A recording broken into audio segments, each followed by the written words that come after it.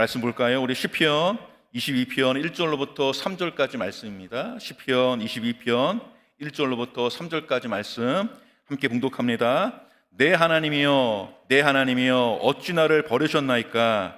어찌 나를 멀리하여 돕지 아니하시오며 내 신음소리를 듣지 아니하시니까? 내 하나님이여, 내가 낮에도 부르짖고 밤에도 잠잠하지 아니하오나 응답하지 아니하시나이다. 이스라엘의 찬송 중에 계시는 주여, 주는 거룩하시니이다. 아멘.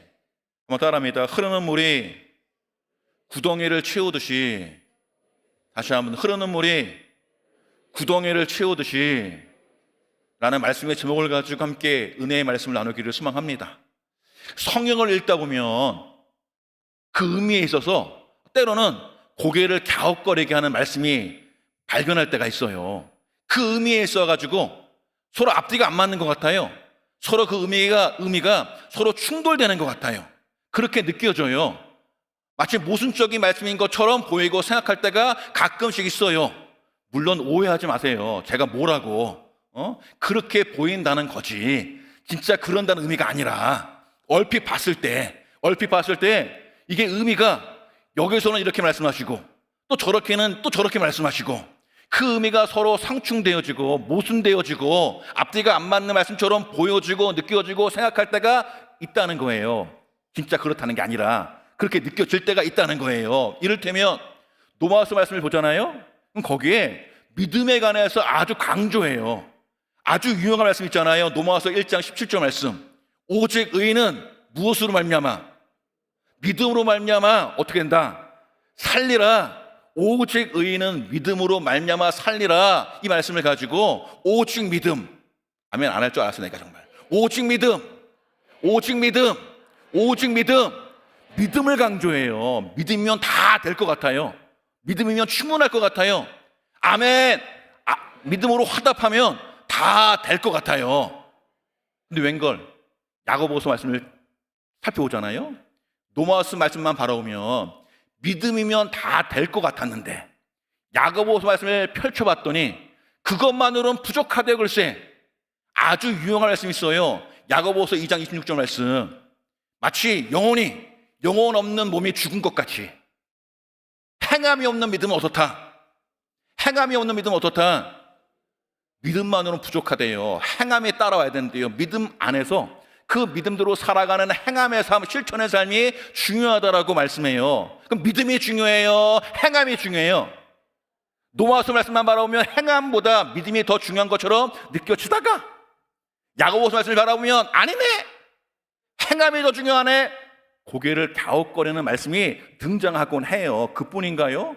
노마우서 10장 10절 말씀, 유명한 말씀이잖아요. 사람이 마음으로 믿어 의에 이르고 입으로 신하여 어떻게 된다? 구원에 이르리라 말씀하시고 넘어 13절을 바라보면 누구든지 주의 이름을 부르는 자는 구원을 받으리라 말씀하세요. 입을 열어가지고 마음으로 믿었던 그 믿음을 선포하면 구원을 받는데요. 근데 웬걸 마태복음 7장 21절을 바라보면 입술로 때우지 말래요. 말로 때우지 말래요. 나더러 주여 주여 하는 자마다 다 천국에 들어가는 게 아니래요. 다만 하늘에 계신 아버지의 뜻대로 행하는 자가 천국에 들어갈 수 있다라고 말씀해요. 노아우스 말씀을 바라보면 입을 열어가지고 아멘 믿습니다 신나면 다 될 것 같아요. 마태복음 말씀 바라보면 그렇게 말로 때우지 말라니까요. 주여 주여 해봤자 의미가 없대요. 하나님의 뜻 가운데 행하는 자라야 구원도 받고 천국에 들어갈 수 있다라고 말씀하시거든요. 뭐가 맞아요? 뭐가 맞는 것 같아요? 근데 흥미롭게도 또 아이러니하게도 제가 목회를 하면서 사역을 하면서 깨닫고 발견하게 되는 게 있어요. 저도 그렇더라고요. 저도 사역하고 목회하는 가운데 앞뒤가 안 맞는 말씀을 여기서 이렇게 했다가 저기서 저렇게 했다가 그렇게 행할 때가 많더라고요. 이를테면 이 교회 공동체에서 말씀을 전하고 사역을 할 때는 믿어보라고, 믿으면 다 된다고, 아멘 해보라고. 제가 가끔씩 하는 말이 있거든요. 아멘 할 때까지 할 거라고, 아멘 해보라고 막 믿음을 강조하다가 또 어떤 교회 공동체에서 말씀을 나누고 목회를 할 때는 믿으면 다 되냐고, 아멘 하면 다 되냐고, 말로 때우지 말라고. 믿었으면 믿은 대로 살아야지, 믿은 대로 행해야지. 여기서는 믿으면 다 된다고 말했다가 여기서는 믿어도 다 안 된다고, 믿음만으로는 불충분하다고 얘기를 해요. 저도 왔다리 갔다리 해요. 근데 그러고 나서 깨달은 게 있어요. 아, 그렇구나.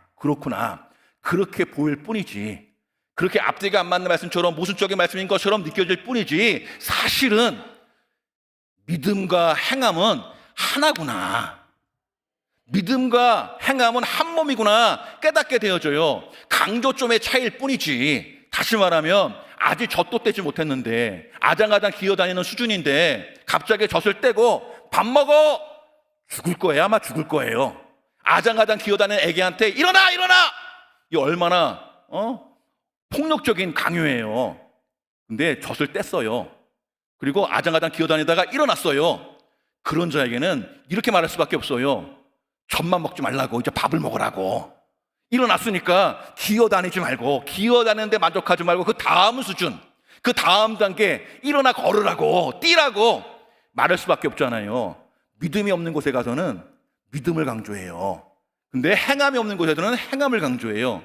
믿음과 행함이 동전의 양면이에요. 믿음과 행함이 한 몸이에요. 하나예요. 강조점의 차이일 뿐이지 믿음이 없는 행함이 없고 행함이 없는 믿음이 없다니까요. 근데 그 행함 가운데 가장 중요한 것을 하나 고른다고 한다면 저는 기도라고 생각이 들어요. 기도라고 생각이 들어요. 그만큼 행함에 있어서 기도가 너무 중요하고 너무 중요해요.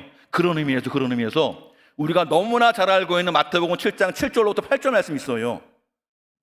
구하라, 그러면 너에게 주실 것이요. 찾으라, 그러면 찾아낼 것이요. 문을 두드리라, 그리하면 너에게 열릴 것이니 구하는 이마다 받을 것이요. 찾는 이는 찾아낼 것이요. 두드리는 이에게는 열릴 것이니라. 믿으신 분 아멘. 다시 말해 아멘. 요한복음 15장 7절에 이런 말씀이 있어요. 너희가 내 안에 거하고 내 말이 너희 안에 거하며 무엇이든지 원하는 대로 구하라, 그리하면 이루리라. 믿으시면 아멘. 다시 말해 아멘. 예레미야 37장 3절 말씀에 이런 말씀이 있어요. 너희는 내게 부르짖으라, 내가 네게 응답하겠고 네가 알지 못하는 크고 은밀한 일을 보이리라. 믿으시면 아멘. 아멘. 진짜 믿으시나요? 진짜 믿어요? 그럼 제가 물어볼게요. 진짜 믿는지 안 믿는지 어떻게 확인이 가능해요? 어떻게 입증하실래요? 내가 진짜 이 말씀을 믿는지 안 믿는지 어떻게 증명이 가능해요? 간단해요. 진짜 믿으면 진짜 구해야 돼요. 말씀을 믿는다고 아멘 해놓고 안 구해. 찾지도 않아, 두드리지도 않아, 부르짖지도 않아, 기도하지도 않아. 물어볼게요. 믿는 거예요, 안 믿는 거예요? 진짜 이 말씀을 철석같이 믿는다면 하지 말라고 때를 써도 매달려도 해도 구해야 돼요. 왜? 얻는데, 주신다는데, 응답하신다는데 이 말씀을 철석같이 믿는다면 그렇게 할 수밖에 없잖아요. 사랑하는 여러분, 우리의 믿음은 말이에요, 행함을 통해 표현되고 행함을 통해 입증되고 행함을 통해 증명되는 거예요. 다르게 얘기하면 우리의 믿음은 말이에요, 기도를 통해 표현되어야 되고 기도를 통해 선포돼야 되고, 아멘 할 때까지 할 거야 내가 정말. 기도를 통해 입증돼야 되고 기도를 통해 증명돼야 된다니까요. 또 반대로 그 행함을 통해서 우리는 깨달아요. 응답하신 하나님, 하나님이 이런 분이시구나 다시 한번 확인하게도 깨닫게 돼요. 그러는 가운데 우리 믿음이 예수 그리스도의 장성한 분량에 충만한 데 이르기까지 자라가는 거예요. 우리가 믿는다고 그리스도 믿는다고 말이에요, 그때부터 100% 완전하게 100% 훌륭한 믿음을 갖는 게 아니잖아요. 아예 이제 진행형이에요. 자라가는 거예요. 어떻게? 행함을 통하여, 기도를 통하여 우리는 우리의 믿음을 표현하고 선포하고 증명할 뿐만 아니라 그 행함을 통해, 그 기도를 통해 하나님이 우리에게 어떤 분이신지를 깨닫게 되고 우리의 믿음이 자라고 성장하게 되어지고, 자라고 성장한 믿음만큼 주님 앞에 더 크게 믿음 가운데 나아가는 은혜가 우리 가운데 있다니까요. 근데 이렇게 중요한 기도임에도 불구하고 제가 목회하면서 신앙생활 하는 가운데 참으로 안타깝고 참으로 슬픈 현실을 발견할 때가 있어요. 이렇게 중요한데, 이렇게 기도가 중요한데, 그럼에도 불구하고 우리가 기도에 실패하는 두 가지 현실을 발견할 때가 있어요. 그 첫 번째가 뭔지 아십니까? 아주 단순하게 얘기하면 이렇게 말할 수가 있을 것 같아요. 한번 따라합니다. 다시 한번, 기도는 아무나 할 수 있지만 누구나 할 수 있는 게 아닙니다. 놀랍게도 기도는 말이에요, 아무나 할 수 있어요. 입만 있으면 돼. 입만 있으면. 말을 못하시는 장애인이라 할지라도 생각이 언어인지라 생각으로도 기도할 수 있어요. 생각할 수 있으면, 입만 있으면, 말할 수만 있으면 아무나 다 기도할 수 있는데, 안타까운 것은 정말 기도해야 될 때, 정말 기도가 필요할 때 진짜 기도하는 사람, 의외로 여기 계신 분은 빼고 의외로 그렇게 많지가 않더라고요. 마음이 아파요. 기도해요. 근데 어느 순간 기도를 포기할 때가 많아요. 기도하려면 언제까지 해야 돼요? 응답 받을 때까지, 끝까지 끈질기게 포기하지 않고 기도해야 되잖아요. 근데 기도하다가도 중간에 포기할 때가 많아요. 끈질기게 응답 받을 때까지 기도하는 사람 그렇게 많지 않아요. 기도는 아무나 다 할 수 있는데, 누구나 다 그렇게 응답 받을 때까지 끈질기게 포기하지 아니하고 기도하는 자를 그렇게 많이 발견할 때가 많이 없어요. 목회자도, 심지어 장로님도, 심지어 권사님도, 심지어 성도님이 아무리 신앙의 연륜이 깊으신 분이라 할지라도 평상시에는 기도하면 다 알아요. 기도가 어떤 능력이 있는지 다 알아요. 아멘! 화답해요. 근데 정작 기도가 필요할 때 기도하는 사람 그렇게 많지 않음을 발견하면서 마음이 아파요. 이사야 55장 6절에 이런 말씀이 있어요. 야훼를 만날 만한 때에 찾으라고, 가까이 계실 때 그를 부르라고. 여기서 질문, 그러면 야훼를 만날 만한 때에 찾으라고 말씀하시는데, 그러면 야훼를 만날 만한 때가 언제일까요? 뭐 그렇게 어렵게 생각하세요? 야훼를 만날 만한 때는 야훼를 만날 수밖에 없는 때잖아요. 내 삶 가운데 야훼를 꼭 필요로 할 수밖에 없는 상황, 하나님과의 만남에 절실하게 갈급하게 필요할 수밖에 없는 상황, 야훼 하나님을 꼭 만나야 되는 상황, 만날 수밖에 없는 상황, 그때가 야훼를 만날 만한 때 아니에요? 다르게 표현하면 내 힘으로 안 돼요. 힘들어요. 고통스러워요. 아파요. 절망이 돼요. 낙심이 돼요. 막막해요. 답답해요. 도대체 어떻게 이 문제가 해결할지, 어떻게 내가 삶의 길을 개척하고 나갈 수 있을지, 문제를 뛰어넘고 해결하고 나갈 수 있을지 막막해요. 답답해요. 내 능력의 한계를 초절하게, 아주 뼈저리게 경험해요. 바로 그때가 야훼를 만날 만한 때 아니에요? 바로 그때가 야훼 하나님이 꼭 필요할 때니까. 나의 삶 가운데 내가 사람도 의지할 수 없고, 환경도 바라볼 수 없고, 상황은 힘겹고 어렵고 해결할 능력도 의지도 아무것도 없는 바로 그때, 바로 그 상황이 야훼를 만날 수밖에 없는 상황, 꼭 만나야 되는 상황, 야훼 하나님을 필요로 할 수밖에 없는 상황, 바로 그 상황 아니에요? 그렇지 않아요? 그러게 여호수아 23장 말씀을 바라보면 거기 이런 유명한 말씀이 있어요. 23장은 여호수아의 마지막 고별 설교거든요. 백성들한테 남기는 마지막 유언 삼아 행하는 당부이자 자신이 지금까지 이렇게 살아왔다고 고백하는 신앙의 고백이자 간증인데, 거기에 이런 말씀이 있어요. 저는 이 말씀을 너무 사랑하거든요. 거기에 이런 말씀이 있어요. 너희는 그 너희가 누구겠어요? 이 고별 설교를 듣는 이스라엘 백성들, 이제 곧 여호수아가 세상을 하직하고 떠날 때가 됐는데 이제 홀로 남게 될 이스라엘 백성들, 여호수아가 그렇게 일평생 사랑에 맞지 않았던 그 이스라엘 백성들, 그 백성들한테 이렇게 얘기하는 거예요. 너희는 야훼 하나님께 가까이 하기를 오늘까지 행한 것 같이 하라고, 지금까지 야훼 하나님께 가까이 했듯이 앞으로도 그렇게 살아가라고 권면이자 자신의 신앙의 고백이요 간증이기도 해요. 나도 그랬다고. 거기에 그런 표현은 안 나오지만 그 이면에 이런 말일 거예요. 나도 그랬다고. 나도 지금까지 야훼 하나님께 가까이 하며 살아갔노라고. 내가 그랬듯이 너희도 그렇게 살아가라고. 야훼 하나님께 가까이 할 때 그 가까이 한다는 말에 히브리어 원문의 의미가 뭔지 알아요? 약간 의욕을 보태서, 살을 보태서 얘기하면 이런 말이에요. 한번 따라합니다. 붙잡는다. 붙잡는다는 거예요. 그것도 아주 간절하게, 아주 갈급하게 야훼 하나님을 붙잡는 게 야훼 하나님께 가까이 나아가는 거예요. 제가 거기에다가 약간 더 살을 보태면, 약간 더 살을 보태면 이렇게 말할 수 있을 것 같아요. 너희는 말이야, 지금 바지가랑이라도 매달려, 바지가랑이라도 붙잡고 하나님께 매달려. 점잖은 척 하지 말고, 거룩한 척 하지 말고, 신앙 좋은 척 하지 말고, 지금 힘드니 힘들어, 고통스러워, 아파, 절망스러워. 그러면 체면 차리지 말고, 점점 빼지 말고, 거룩한 척 하지 말고, 하나님께 바지가랑이도 붙잡고 간절하게 갈급하게 매달려 붙잡아. 그게 야훼 하나님께 가까이 한다는 의미예요. 왜 그래요? 살려고 그러니까 그래요. 하나님이 아니면 죽을 것 같으니까 그래요. 그 어떤 것에도 답을 발견할 수 없고, 그 어떤 것에도 해결의 열쇠를 발견할 수 없어서 하나님만이 나의 정답이고, 하나님만이 나의 모든 것이고, 하나님의 나를 버리시고 외면하시고 응답하지 아니하시면 난 죽을 것 같아요.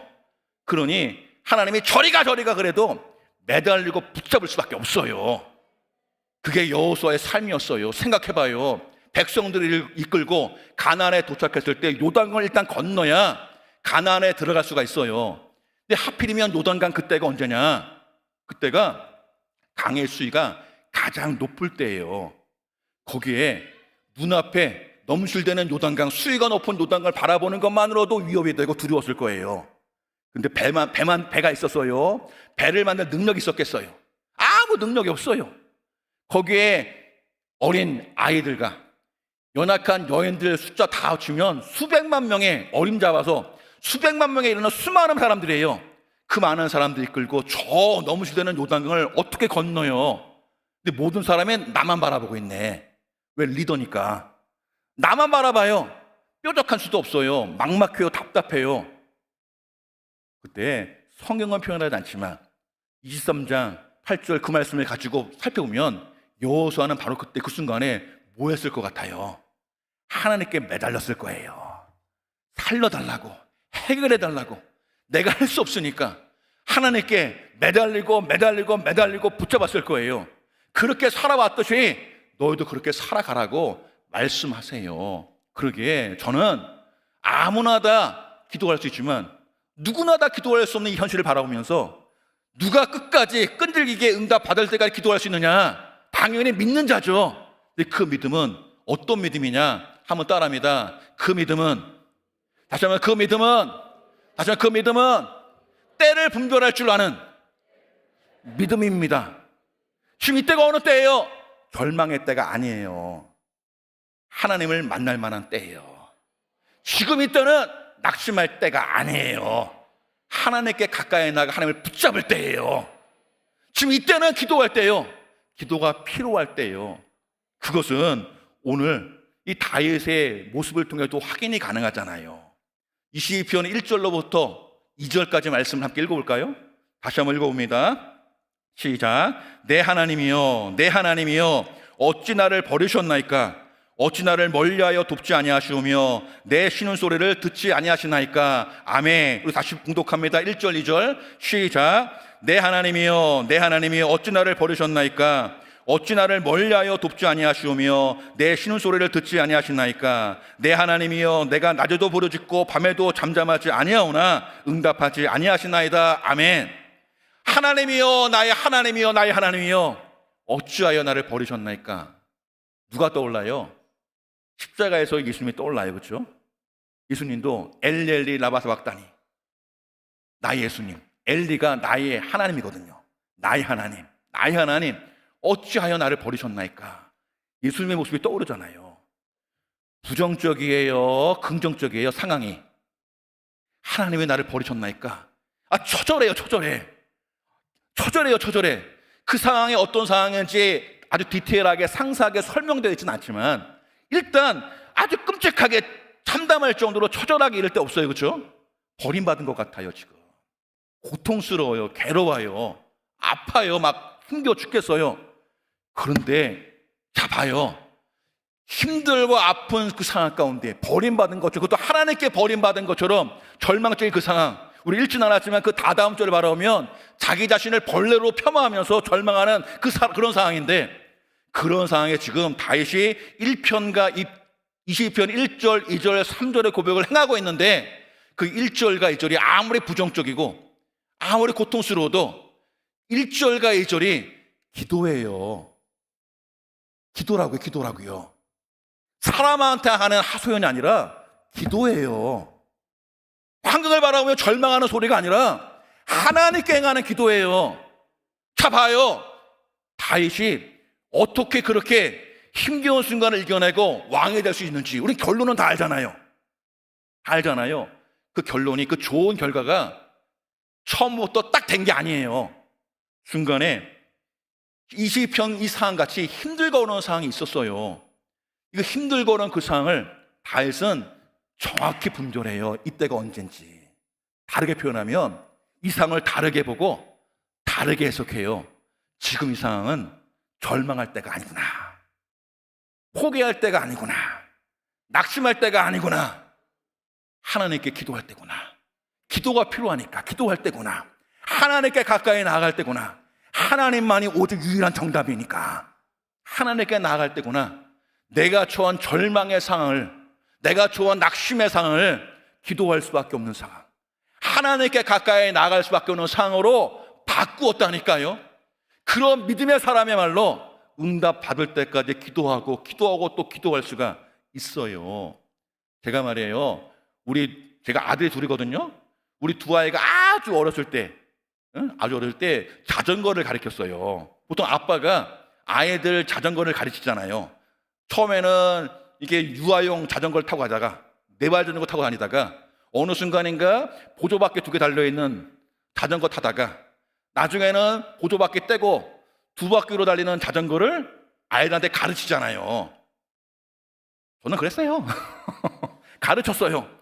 물론 지금 우리 아이가 대학생으로 해서 아주 컸지만 그때 아주 초등학교 이전에 아주 어릴 때 가르쳤는데, 가르칠 때 사실 좀 고민이 되고 걱정이 됐어요. 왜? 실패 경험이 있어서. 누구 실패?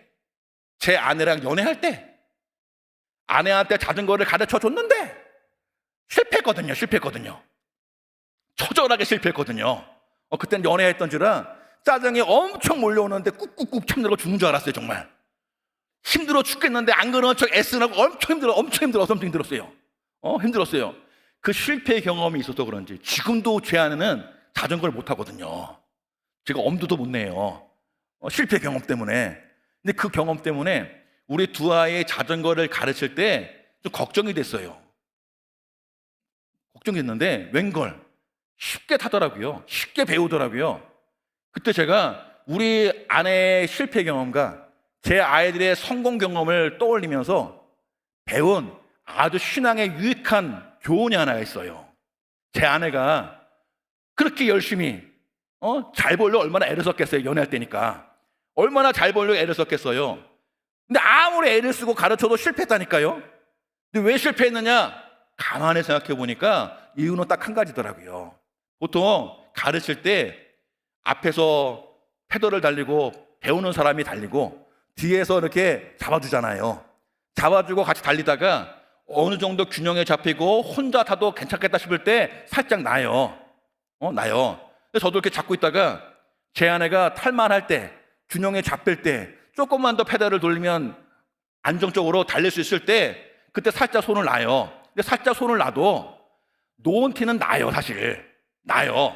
근데 제 아내는 그 전까지는 잘 타요. 잡아주니까 잘 타요. 균형도 아주 안정적으로 잡아요. 조금만 더 달리면 다 탈 것 같아요. 손을 놔요. 그래서 놓으면 약간 놓은 티가 나잖아요. 놓은 티가 나자마자 제 아내는 어떻게 하느냐? 으악! 소리를 버럭 지르고 페달에서 발을 떼요. 넘어지는 거지. 근데 우리 아이들은 다르더라고요. 어려서 그런지. 역시 마찬가지로 잡아줬다가 안정적으로 탈만할 때, 균형이 잡힐 때는 나요. 물론 놓은 티가 나고 어떨 때는 저도 실수해가지고 놓은 티가 확 날 때가 있어요. 그때 우리 아이들은 어떻게 하느냐? 노원띠가 확 나요. 손을 놔요. 넘어질 것 같아요. 쓰러질 것 같아요. 그 전까지는 아빠가 잡아줬지만 이제 놨으니까 걱정이 돼요. 두려워요. 그때 우리 아이들은 어떻게 하느냐? 넘어질까 봐, 쓰러질까 봐 페달을 더 힘차게 밟더라고요. 저는 깨달았어요. 제 아내는 넘어질까 봐, 두려울까 봐 으악 소리 지르고 페달에서 발을 떼요. 근데 제 아이들은 넘어질까 봐, 쓰러질까 봐 오히려 페달을 더 열심히 밟아요. 상황은 똑같아요. 제가 잡아줬다 놓은 거예요. 넘어질 것 같아요. 쓰러질 것 같아요. 근데 제 아내는 으악 두려워서 발을 떼고 넘어지고, 제 아이들은 두려워서 발을 페달에서 떼지 못하고 더 힘차게 돌리고, 믿음도 마찬가지고 기도도 마찬가지고 우리의 신앙도 마찬가지예요. 쓰러져 죽을 것 같나요? 페달에서 발을 뗄 때가 아니라 내 기도의 페달을 열심히 돌릴 때예요. 죽을 것 같아요? 살아계신 주님을 바라보면서 더 기도의 페달을 돌릴 때예요.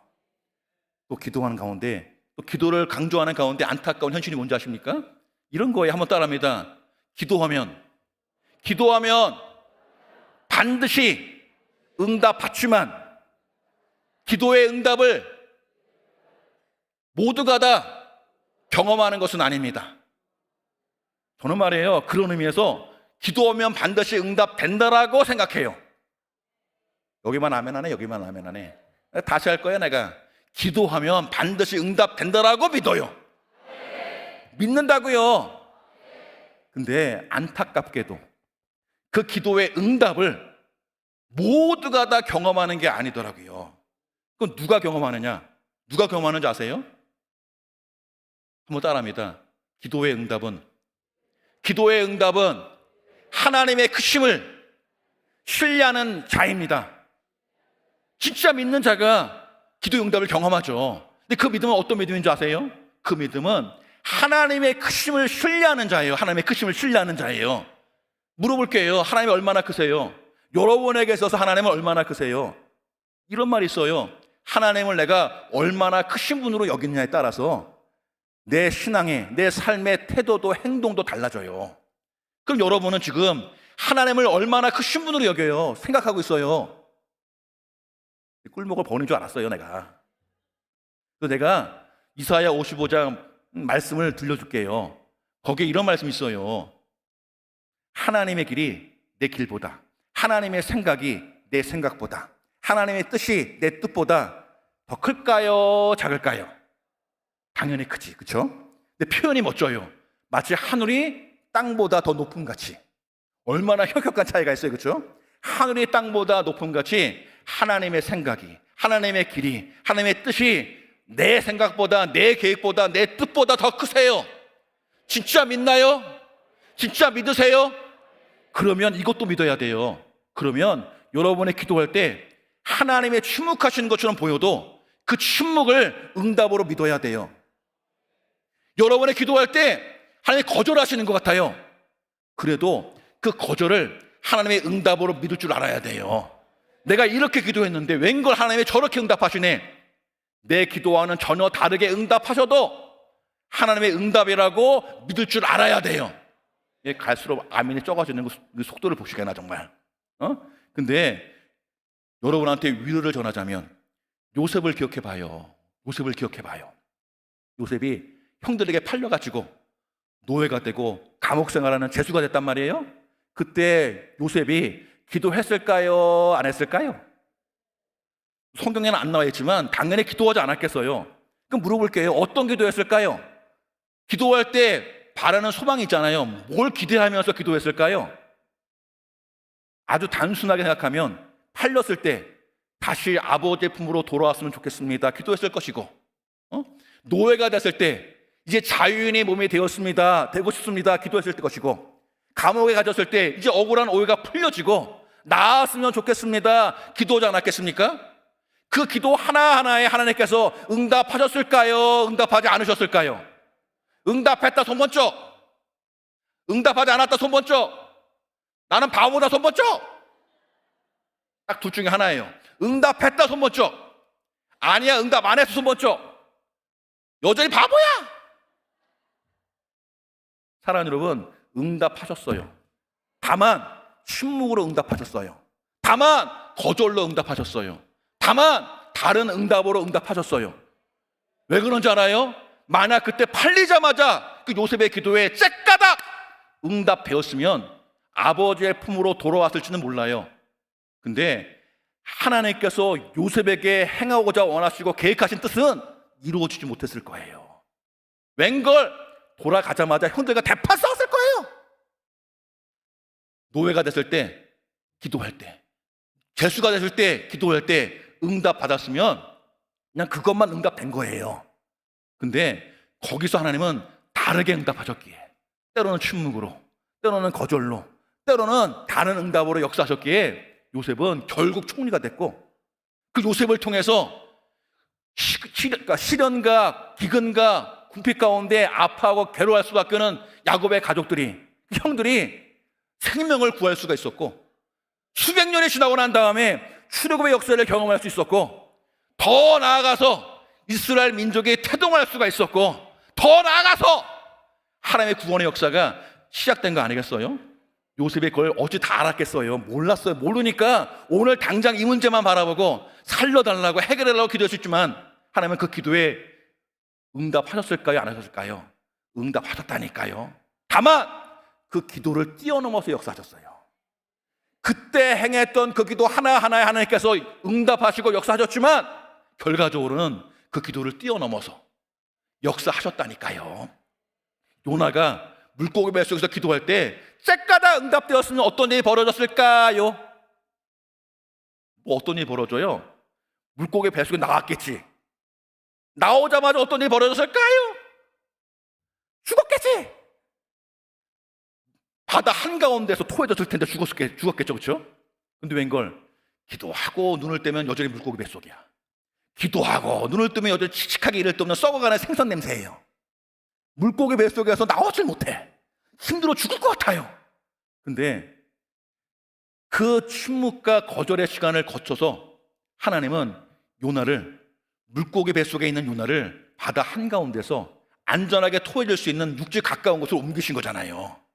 그 침묵의 시간이 하나님이 응답의 때를 준비하시고 하나님의 뜻을 성취하실 때를 준비하는 시간들을 아니겠어요? 사랑하는 여러분, 침묵도 응답이에요. 거절도 응답이에요. 다른 응답도 응답이라니까요. 왜? 그 모든 시간을 통해서 하나님이 내 가정을 향하여, 나 자신을 향하여, 내 교회를 향하여, 이 국가를 향하여 계획하신 뜻을 이루어 가시는 과정이고 준비시키시는 과정임을 우리가 깨닫게 되기 때문에 그래요. 그래서 다윗은 이런 놀라운 기도를 드려요. 다시 한번 1절과 2절 말씀 읽어볼래요? 시작. 내 하나님이여, 내 하나님이여, 어찌 나를 버리셨나이까? 어찌 나를 멀리하여 돕지 아니하시오며 내 신음소리를 듣지 아니하시나이까? 내 하나님이여, 내가 낮에도 부르짖고 밤에도 잠잠하지 아니하오나 응답하지 아니하시나이다. 아멘. 힘들었던 것은 앞에 얘기했어요, 그렇죠? 이게 그럼에도 불구하고 기도라나 하시는 말씀 드렸어요. 근데 그 기도에 응답됐다는 거예요, 응답 안 됐다는 거예요? 2절을 바라보면 본인이 생각한 대로 응답은 된 것 같지 않아요. 여전히 힘들고 여전히 어려우니까. 근데 더 놀라운 건 뭔지 아십니까? 그러함에도 불구하고 3절에 다윗의 기도를 바라보세요. 3절은 이렇게 기도해요. 한번 따라합니다. 한번 읽어봅니다. 시작. 이스라엘의 찬송 중에 계시는 주여, 주는 거룩하시니다. 아멘. 다시 공독합니다. 시작. 이스라엘의 찬송 중에 계시는 주여, 주는 거룩하시니다. 아멘. 내가 보기에는 다르게 응답한 것 같은데, 여전히 버림받고 여전히 고통스럽고 여전히 괴로운데 다윗은 그럼에도 불구하고 하나님을 찬양해요. 왜? 지금 힘들고 어려워도 하나님이 이 기도에 응답하실 걸, 반드시 역사하실 걸 믿고 확신하니까. 하나님은 나보다 크세요. 내 생각보다 커요. 내 뜻보다 커요. 내 계획보다 더 크신 분이에요. 아니, 나보다 나를 더 사랑해요. 나보다 나를 더 믿고 계세요. 그렇게 사랑 많이 받는 자가 바로 나예요. 나 자신을 폄하하지 마요. 나 자신을 비굴하게 말해요. 좌절 가운데 머물러 두지 마요. 하나님은 나보다 나를 더 사랑하세요. 나보다 더 큰 계획을 가지고 역사해요. 그래서 저는 말이에요, 지금까지 신앙생활로 사역하는 가운데 막 기도해요. 그럼 물어볼게요. 곰곰이 이 말씀을 준비하는 가운데 떠올려 보니까, 생각해 보니까 내가 기도한 대로 응답 받았을 것 같아요? 기도한 대로 응답 받지 못했을 것 같아요? 어땠을 것 같아요? 이 말씀을 준비하면서 잠시 내가 했던 신앙생활들, 그러니까 여도수목께서 22년째 사역하고 있는데 사역했던 그 시간들을 떠올려 보니까 지금 이 순간까지 내가 기도한 대로 응답되기보다 기도한 것과는 전혀 다르게 응답하실 때가 훨씬 더 많더라고요. 근데 그래서 감사하더라고요. 내 뜻대로 했으면 어떨 뻔했어요? 하나님의 뜻대로 역사하심을 깨닫게 되더라고요. 우리가 기도할 때, 어린아이들한테 기도 가르칠 때 이렇게 가르치곤 해요. 믿어! 두 손을 모아야지. 소봐! 눈 감아! 사랑, 고개를 숙여. 물론 두 손을 모으지 않아도, 눈 떠도, 그리고 고개 숙이지 않아도 기도할 수 있어요. 그렇죠? 근데 아이들한테 기도의 자세를 가르치느라고 늘 그렇게 가르칠 때가 있어요. 저도 교회학교 교사 출신이고 또 교회학교에서 사역을 한 10여 년 넘게 사역했던지라 익숙해요. 아이들한테, 특별히 유아 아이들한테 믿음, 두 손 모아. 소망, 눈 감아. 사랑, 고개 숙여. 그때 눈 뜨는 애들 있잖아요. 눈 뜨는 애들 있어요. 눈이 마주치잖아요. 근데 어느 날 이런 생각이 들더라고요. 두 손을 모을 때 두 손을 모으기 위해서는 그에 앞서서 뭘 먼저 해야 될까요? 질문은 간단한데 생각은 어렵게 하시고, 두 손을 모으려면 두 손을 펴야 돼요. 두 손을 펴야 두 손을 모을 수가 있어요. 두 손을 움켜쥐면 이건 못 모아요. 싸우자는 거지. 두 손을 모으려면 두 손을 펴야 돼요. 근데 가만히 생각해 보니까 우리가 기도할 때 말이에요, 뭔가 움켜쥐고 기도해요. 무슨 말이냐? 내가 원하는 정답이 있어요. 이렇게 안 해주면 죽을 것 같아요. 이렇게 안 되면 망할 것 같아요. 하나님 앞에 위협하잖아요. 하나님, 이렇게 안 되면 나 죽을 것 같아요. 위협하잖아요. 설득도 하잖아요. 하나님, 나를 사랑하시니까 이렇게 해주셔야 되지 않겠냐고 설득도 하시잖아요. 오히려 타협도 하잖아요. 하나님, 이렇게 해주시면 나 저렇게 할게요. 위협도 했다가 달래기도 했다가 설득도 했다가 타협도 했다가 그러잖아요. 근데 누가 이 움켜진 손을 펼 수 있을까요? 손을 펴야 모을 수 있는데, 하나님께 집중할 수 있는데 누가 손을 펼 수 있을까요? 간단해요. 내가 손을 딱 펴잖아요. 그러면 내가 움켜잡고 있는 정답은 떨어지고 사라질지 몰라요. 근데 대신에 내가 다시 두 손을 모을 때 그 편손에 하나님이 쥐어주게 하실 하나님의 응답이 있어요. 하나님의 정답이 있단 말이에요. 내가 움켜잡고 있는 정답보다, 나의 정답보다 그 손을 폈을 때 내 손에 쥐어줄 하나님의 정답이 더 크다고 믿는 사람, 내가 움켜쥐고 있는 내가 원하는 것보다, 내 뜻보다 하나님이 폈을 때 쥐어주실 그 응답이 더 크다고 믿는 사람은 단연코 손을 펼 수가 있어요. 오늘 손을 펴세요. 손을 펴면 이 침묵의 시간이 힘든 거 알아요. 이 거절의 시간에 고통스러운 거 알아요. 제가 교회학교 고등부를 담임할 때 한 아이가 저한테 그런 말 한 적이 있어요. 목사님, 하나님께 아무리 간절히 기도해도 벽에다 외치는 것 같다고, 허공에다 외치는 것 같다고. 지금도 잊을 수 없는 게, 그 아이의 표현에 따르면 마치 하나님이 이 귀에서 이 귀까지 쥐포가 달렸는데 쥐포가 채워진 것 같대요. 그 아이가 느끼기에는 아무리 기도하고 외쳐도 응답 안 하신 것 같고 아무런 반응이 없어 보이니까 아예 쥐포가 채워진 것처럼 허공에도 외친 것 같고 벽에도 외치는 것 같아서 고통스럽다고, 힘들다고 그렇게 말한 적이 있어요. 힘들어요. 그렇잖아요. 힘들어요. 이렇게 째까다 응답돼야 되는데 이게 힘들어요. 어려워요. 그 기다림의 시간이 얼마나 고통스러워요. 지금 당장 문제가 해결돼야 내 가정에 살 것 같고, 지금 당장 문제가 해결돼야 이 재정적인 어려움에서 벗어날 수 있고, 이 관계가 파탄나지 않고 회복될 수가 있는데 당장 해결돼야 될 것 같은데 얼마나 힘들어요. 근데 잊지 마요. 그럼에도 불구하고 여러분의 기도를 포기하지 않는 이상, 여러분의 그때를 기도의 때로 바꾸고 하나님께 가까이 나아가는 이상, 하나님이 오늘 침묵이라 할지라도, 오늘 거절처럼 느껴지는 순간이라 할지라도 하나님은 그 모든 것들을 마치 요나를 이동시키듯이 요셉을 저 천구 속에서 사랑받는 천덕꾸러기에서 모든 열방과 모든 사람들이 존경에 맞지 않는 총리 자리까지로 인도하시는 그런 과정 중에 하나로 여러분을 삼아주실 거예요. 그러기에 오늘 말씀의 제목이 뭘까요? 한번 따라합니다. 흐르는 물이 구덩이를 채우듯이. 물이 흐른단 말이에요. 앞에 구덩이가 있어요. 물이 구덩이 앞에서 딱 멈추면 아무 일도 안 일어나는데, 물이 흐름을 멈추지 않는 이상 어떤 일이 벌어질까요? 그 물은 구덩이를 채워요. 멀리서 바라보면 구덩이 앞에서 물이 흐름을 멈춘 것처럼 보여요. 멈춘 게 아니에요. 물이 흐르는 이상 구덩이를 채우고, 다 채우고 나는데 언제 때가 됐을 때는 구덩이를 채우고 밖으로 흘러 넘쳐요. 기도도 마찬가지예요.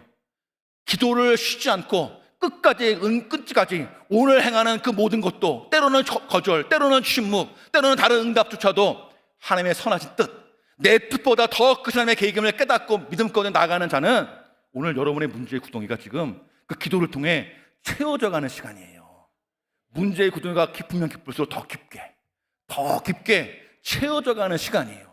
확신하건대 다 채워지는 시간이 있을 것이고, 넘쳐흐르는 시간이 있을 것이고, 응답하시는 시간이 있을 거예요. 믿음대로 될 치여다. 믿음대로 될 치여다. 기도합니다. 하나님 감사합니다. 그런 믿음의 선한 역사가 우리 가운데 이루어지게 허락하여 주셔서 믿음 가운데 나아갈 때마다 우리의 기도를 통하여 하나님의 선하신 뜻과 목적이 다 이루어지게 역사하여 주옵소서. 오늘 주님께 맡기오며 예수님의 이름으로 기도드립니다. 아멘. 가슴에 손겠습니다. 아픈 분은 아픈 자리에 믿음 손겠습니다. 하나님, 오늘 이 찬양의 가사가 우리의 신앙의 고백이요 신앙의 결단입니다. 오늘 함께 나눴던 말씀 시편 22편 1절로부터 3절까지 말씀이 다윗의 시편이요 기도요 찬양일 뿐만 아니라 오늘 나의 믿음의 고백이요 하나님께 드리는 나의 찬양이요 나의 기도의 고백임을 주님 앞에 드립니다. 하나님, 힘듭니다. 아픕니다. 괴롭습니다. 그러니까 더 가까이 하나님께 나아갑니다. 아무리 노력해도 막막합니다. 답답합니다. 힘듭니다. 고통스럽습니다. 그러니까 더 가까이 주님 앞에 나아가 주님을 붙잡습니다. 말씀을 붙잡습니다. 기도의 페달을 더 힘차게 돌립니다. 기도를 포기할 때가 아니요 기도가 필요할 때입니다. 기도를 피할 때가 아니라 하나님을 만날 만한 때입니다. 오늘 믿음으로 기도하며 나아갈 때 때로는 침묵이라는 고통스러운 시간이 다가온다 할지라도, 때로는 거절이라는 아픈 시간이 다가온다 할지라도 하나님 모든 시간을 통과하여 반드시 하나님께서 나보다 더 큰 계획으로, 나보다 더 큰 미래를 꿈꾸게 하시며 기대하게 하시며 나아가게 하시를 믿사오니 그 믿음대로 역사하실 하나님을 바라보게 허락하여 주옵소서. 그 믿음으로 가슴에 손을 얹었습니다. 문제를 바라보지 않고 문제의 크기와 넓이와 힘겨움과 처참함과 참담을 바라보지 아니하고 그 문제를 변화시키실 하나님의 크신 은혜를 바라봅니다. 문제를 통하여 기적을 경험합니다. 질병을 통하여 치료를 경험합니다. 힘겨운 상황을 통하여 하나님의 선하신 그 도움의 손길을 경험합니다. 오늘 모두가 다 그 기도의 선하신 응답을 다 경험하는 믿음의 사람 되게 허락하여 주옵소서. 예수님의 선포하노니 모든 걱정과 염려와 두려움과 문제가 떠나갈지어다. 가정과 자녀와 삶과 직장과 사업장과 학교와 진로와 미래와 결혼과 자녀와 출산과 그 어떠한 상황이랄지라도 우리 하나님께서 가까이 나와 함께 하시고 내 기도에 길을 그르시고 나와 동행하시며 믿음 가운데 나아갈 줄 믿사오니 결국엔 모든 것이 합력하여 선이 될 줄 믿습니다. 믿음 안에서 가정이 해결됐습니다. 평안합니다. 자녀가 돌아옵니다. 진로가 열어집니다. 물건이 임합니다. 하나님의 놀라운 축복이 충만하게 이루어질 줄 믿사오니 그 믿음대로 응답하실 줌을 바라보고 기대하고 소망하는 우리 모두가 되게 허락하여 주옵소서. 아픈 자리에 믿음에 손졌습니다. 예수 선포하노니 병마에 떠나가라.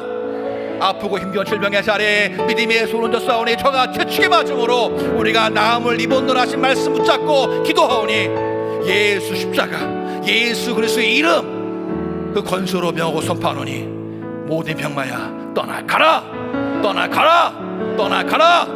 머리끝부터 발끝까지 아프고 힘겨운 부위마다 강건케 될지어다. 육신의 질병만 아니라 마음의 외로움과 아픔과 상함 질병조차도 떠나갈지어다. 강건케 될지어다. 영혼이 잘된 같이 범사가 잘되며 강건한 축복이 충만 또 충만하게 이루어질지어다. 믿음으로 구하여 싸우니 믿음대로 될지어다. 믿음대로 될지어다. 모든 걸 주님께 맡겨오며 예수님의 이름으로 기도드립니다. 아멘. 이제는 우리 주 예수 그리스도의 무한하신 은혜와 아버지 하나님의 영원하신 사랑과 보혜사 성령님이 함께 계시고 내주하시고 충만케 하시고 인도하심이 야훼를 만날 만한 때 야훼 하나님께 가까이 나아가 결코 기도를 포기하지 아니하며 그 기도의 응답을, 그 선한 열매를 풍성하게 거두길 기대하고 소망하는 모든 믿음의 성도들 삶과 가정과 범사 위에 지금부터 영원토록 항상 함께 있을지어다. 아멘.